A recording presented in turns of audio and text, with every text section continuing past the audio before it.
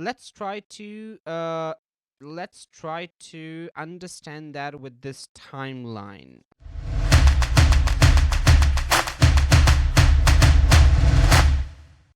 Hello everyone, I'm Ahsan from Learn English with Ahsan. In today's lesson, we will continue our series on tenses made easy by Ahsan Khan.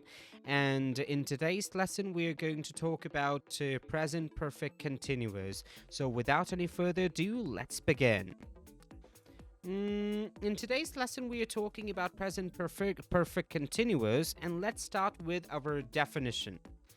The definition says that this tense basically talks about an action that is started in the past and is still continued. Okay, let's try to uh, let's try to understand that with this timeline. Okay, I told you that before, that let's say this is present, okay, and this is future, and this is past. Okay, now let's try to understand here. It says it talks about an action that is started in the past. Now maybe it is started here, or maybe it is started here, or maybe it is started here. It is started in the past and is still continued in the present. It is started in the past and is still continued in the present, means it's still going on. It's still going on. So that type of action we represent in present perfect continuous. Okay? Now let's try to make some sentences. So let's say I have been teaching English for 7 years. Okay? I have been teaching English for 7 years. This is the sentence for me, by the way. Ahsan has been teaching English for 7 years.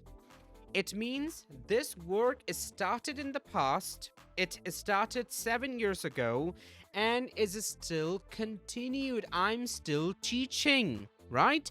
I'm still teaching. So it started 7 years ago and it is still continued. So that tense, that action, that time we represent in present perfect continuous. This is so easy peasy, right? Let's try to make some more sentences. She has been learning learning art for 3 months. Okay. Now in this tense we are using for or since. I will explain that to you in a moment, that what is the difference between them. And we have been dancing for 2 hours. And now let's try to make a formula and then try to make some more sentences. So the formula says subject plus have or has plus been. You have to add been here this time, and then plus verb ing form, and then you will have okay, I have been learning English, so obviously object plus etc. Okay, and by the way, you have for and for since as well, which we should add.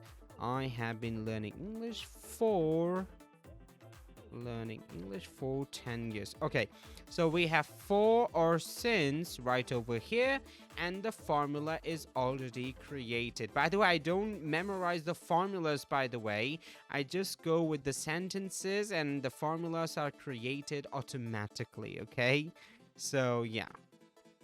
Now let's try to make some sentences.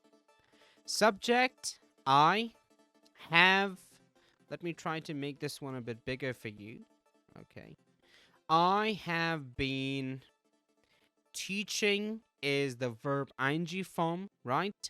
And teaching English, and then for obviously for 7 years. So now for 7 years, 7 years is etc. By the way, it could be 6 years, 2 years, 3 years, whatever. And then let's try to make some more sentences. She has been learning Chinese since 2019. Now let's try to understand the difference between for and since. For we usually use for unspecified time. Whenever we talk about any unspecified time that was not specific time, there we will use for. I give you an example. For 2 months. Now, in this for 2 months, I cannot be sure that it is exactly for 2 months. Maybe it could be for 2 months and 1 minute, for 2 months, 3 minutes, for 2 months, 2 months and five days, maybe. So it's not an exact time. So whenever I don't talk about any exact time, there I will use for. And when I talk about exact time that I cannot change, let's say since 2019. Now I cannot say since 2019 and 1 day. If I said since 2019 and 1 day, that will be 2020, right? So when you cannot change the time, when you are just talking about a specific time, there you will use since. I will give you some more examples so that it becomes much more clearer for you. So let's say for 2 minutes, okay, for 3 hours, for 5 days, okay, for 6 years, okay, and like that. And then since